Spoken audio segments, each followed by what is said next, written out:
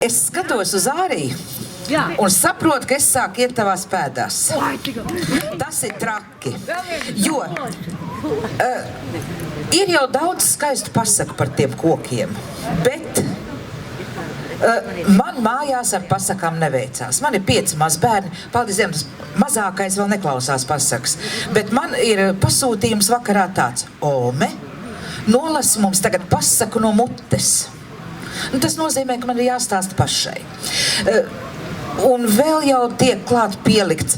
Mazdēliņam vajag par nepaklausīgo pīlēnu un nepaklausīgo sunīti. Mazmeitai vajag par nepaklausīgo biti un nepaklausīgo ķirzaku.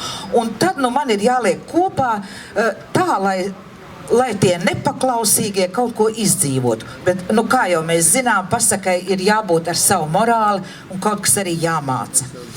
Gatavojoties šim festivālam, es mēģināju arī bērnus piesaistīt pie tā, ka vajag mīlēt koku un vajag runāt par kokiem un vajag stāstīt par kokiem.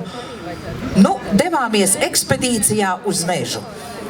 Protams, ka mežā atkal ir pasūtījums, ir vajadzīgs stāsts par nepaklausīgo vāveri, nepaklausīgo skudru, un ejot pa mežu nāks arī padziedāt. Protams, es liekšoju pa priekšu, viņi man pakaļ, līdz izdzirdam skaļus smieklus.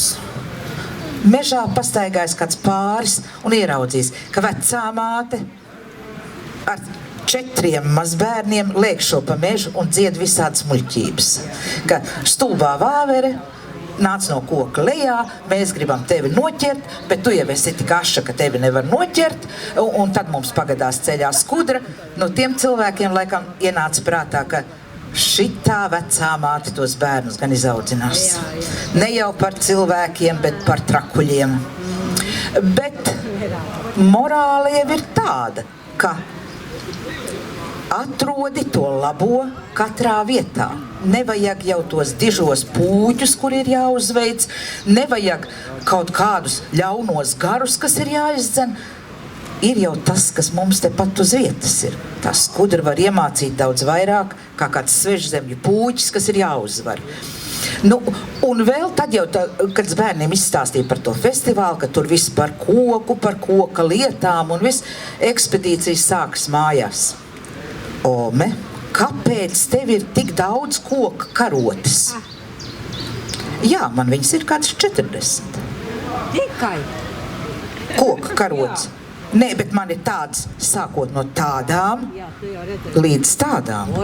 Jā. Protams, istabā uz plaukta stūris ir aizņemts, pilns ar tām karotēm. Jēga nekāda, jo izmantot tik kādam festivālam vai kādam noformējumam, bet ir. Tālāk man mājās stāv maizes sabriņa. Es maizīt necepu. Es esmu slinka sieva. Es tāpat kā suns ar muti maizi pelnu. Bet atkal, bērni, par to abru man ir jāizstāsta, kas tas ir. Kā tas ir. Un jūtu, ka pienāks brīdis, ka man tā maize būs jācep.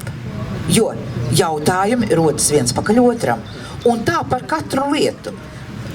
Kāpēc mums mājās stāv koka grābekļi? Ar tiem plastmasas taču ir vieglāk. Un atkal mēs nonākam līdz tai koka dvēselītē, ka mēs ar to grābekli varam sagrābt visu dārzu, un tam ir savu zinām vērtību. Tā kā mums ir jāmācās no bērniem, jo viņi jau redz to patiesību. Viņi māk atrast to jēgu, un to morālīti mums ir tikai jāpieliek klāt. Paldies!